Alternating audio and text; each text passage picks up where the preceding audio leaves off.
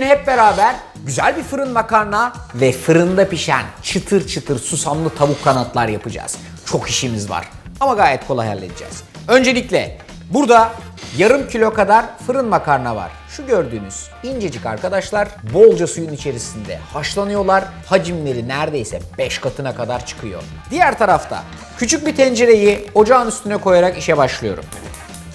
4 kaşık tereyağı, 4 kaşık un güzelce kavuruyoruz. Üzerine 5 su bardağı süt ekleyip çırpmaya devam ediyorum. Kıvam hafiften yoğunlaşmaya başlayınca 2 tutam tuz, 2 tutam akbiber, yarım rendelenmiş muskatı da ilave ediyorum. Yoğun ve hafif ıslak bir beşamel elde etmiş oluyorum. Şimdi bunun üstüne 1 su bardağı da cheddar peynirini ilave ediyorum.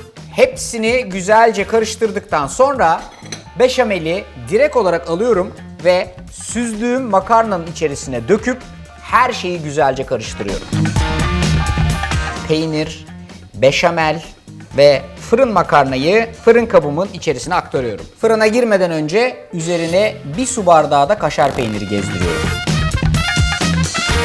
180 dereceye ısıtılmış fırınımda yaklaşık 20 ila 25 dakika arasında üstündeki peynirler eriyinceye, içerideki her şey güzel bir kıvam alıncaya kadar pişecekler. Ben orada pişerken hızlıca bir de küçük tavuk hazırlığına geçeceğim. Samsung fırınımın dual cook özelliği sayesinde 2 tane ürünü aynı anda yapabiliyorum. Bu da benim lüksüm. İşin güzel tarafı her ikisinin kokuları da birbirine karışmayacak. Şimdi tavuklarla ilgili size şöyle bir küçük hazırlık yaptığımı göstermek isterim. Tavuk kanat kullanıyorum ve bütün kanatların ön ve arka kısımlarına bıçakla birer tane çentik attım. Birer ikişer tane. Bu şekilde içleri de aynen dışları gibi güzelce pişecek. Küçük bir hazırlığım var. Baharatlarla çalışacağım. Derince bir kase alarak işe başlıyorum. 1 çay kaşığı köri, 1 çay kaşığı toz sarımsak, 1 çay kaşığı tuz, 1 çay kaşığı karabiber, 1 çay kaşığı kuru kekik, 1 çay kaşığı toz kırmızı biber, 5 yemek kaşığı pekmez, 6 yemek kaşığı soya sos ekliyorum. Son olarak 3 yemek kaşığı zeytinyağı ekliyorum. Her şeyi güzelce çırpıyorum. Sonra tavuklarımı bu sosun içerisinde güzelce banyo yaptırıyorum. Sıra geldi tavuk kanatları birazcık susama bulayıp fırın tepsisine dizmeye. Ama dikkat ediyorsanız şöyle bir basit mekanizma hazırladım burada. Fırın tepsisi derin, üstünde tel var. Bu tel tavukların her tarafının eşit vaziyette pişmesini sağlayacak. Bu tavuklar fırında pişerken ister istemez birazcık kendi yağını aşağıya doğru bırakacaktır, derisindeki yağı. O yağ fırını mahvetmesin diye alt tarafa böyle güzelce su ekliyoruz. Bu su içeriye düşen bütün yağları emecek ve fırın temizliği gayet kolay olacak. Kaldı ki eğer benim gibi şanslıysanız bu işlemi yapmadan da Samsung fırınınız kendi kendini temizleyebiliyor. Eğer arzu ediyorsanız o özelliğini de kullanabilirsiniz. Susama buluyorsunuz tavuklarınızı.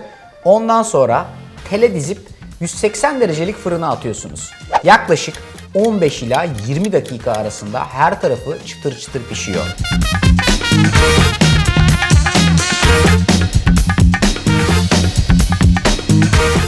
Olay bu. Bak, fırından çıktı. Olayın içine daldın. Nemli ıslak beşamel tabağa böyle geliyor. Bak.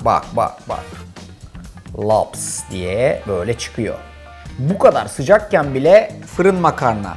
Görüntüsü sizce de muhteşem değil mi? Birazcık da tavuk tabii yanında. Bir batımda 3 haşlı 2 kuş. Şipşak tavuk. Acayip lezzetli. Burada da insanın ağzını yakarcasına güzel bir fırın makarna. Kanala abone olmayı, tarifleri beğenmeyi sakın ihmal etmeyin. Yer misin Berşan? Yemem. Ben yerim.